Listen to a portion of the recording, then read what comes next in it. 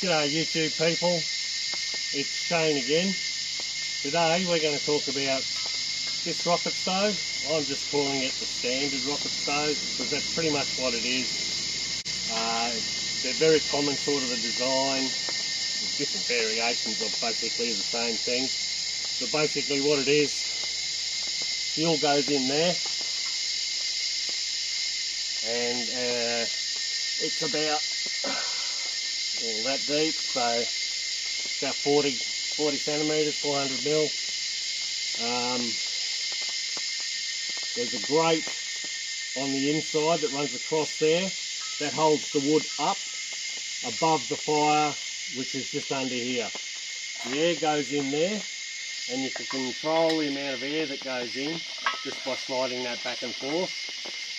The other way you can control the amount of air that goes into it is just by that as well, because air will come down here depending on how full you've got that with water. So you just use the two, you just find a happy medium, and it just sort of runs by itself. The advantage of this rocket stove over the Mini is the longer feed tube, so that you can put longer wood in, and it does tend to gravity feed in. You do have to give it a bit of a nudge every time just to make sure the wood falls in, but if you've got to go away, like I've gone away for 15-20 minutes with this thing running and come back and it just still chugging along nicely. Alright, so what I'm going to do now is I'm just going to get it ready for lighting, and I'll show you the lighting up process. Back soon. And I'm back. That only took about a minute. What I've done is put in, looks like 5 sticks. Put the thin ends in first, so they're the ones that actually catch fire. I've got the fire lighter here. I'm just going to light that up now.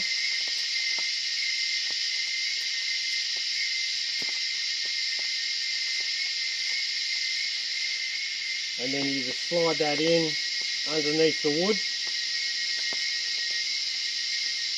And then you just wait, just wait a few minutes, that wood will catch on fire. So what I'll do is I'll go away now. Once that wood's fully alight, I'll come back and we'll talk a little bit more.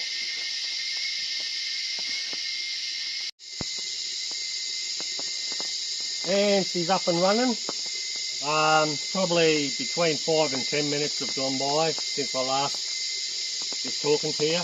Now, just before I carry on, I just want to say, just in case if there's anyone who's watching this video who isn't from this part of the world, that noise in the background, it's cicadas. They're bugs in the trees, and yeah, they're like this all the time. If you live here, you just get so used to hearing them that you don't hear them. It was when I did a little practice video for this one, that's all I could hear. So that's the explanation for that.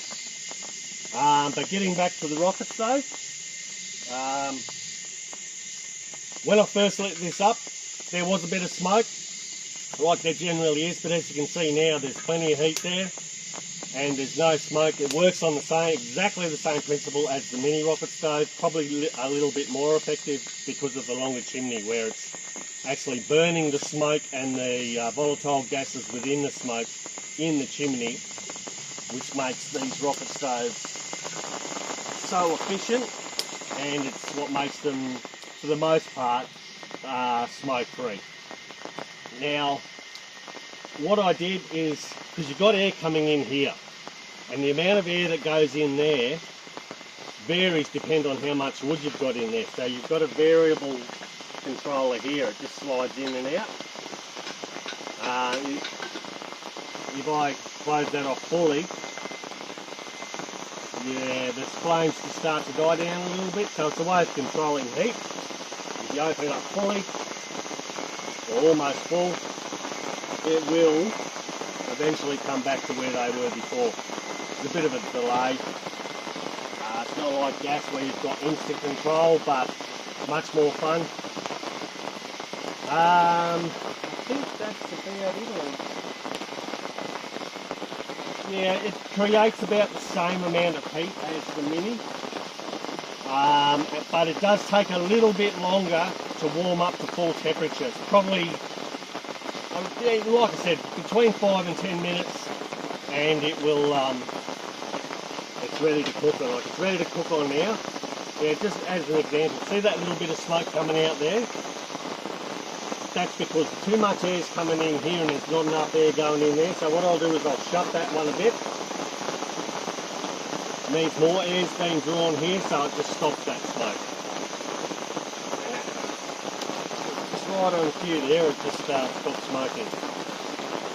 Okay, that's about it for the introduction to this rocket stove. In my next video I'm going to do a bit of a cooking demonstration. I'm going to try and cook something pretty typical for what you might cook when you're camping. It's just some chicken patties and a packet of rice. Keep it nice and simple. I might do some more fancy stuff with the deluxe rocket stove at a later date. So, like always, if you like the video, like it and subscribe. That's always good. But what I'd appreciate more if you know somebody who might be interested in this, whether they're living off the grid or travellers or fishermen, whatever. Yeah, share the video with them. Thanks for listening and stay tuned for the next video.